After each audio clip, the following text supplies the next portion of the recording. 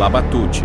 O Labatute teve origem no Brasil na época da independência do Brasil. Ele é um monstro do folclore brasileiro, e que na verdade, ele era um general militar brasileiro na época da independência do país chamado Pedro Labatute. Pedro Labatute era muito cruel com seus inimigos na independência, que no caso eram os portugueses. Então, pelas suas maldades que ele fazia com os portugueses na época da independência, ele acabou se transformando no Labatute.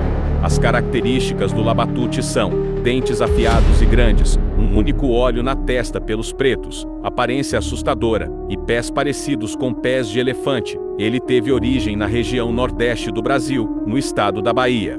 O Labatute gosta de comer crianças desobedientes e malcriadas, tem um focinho semelhante ao do lobisomem e faz sons assustadores.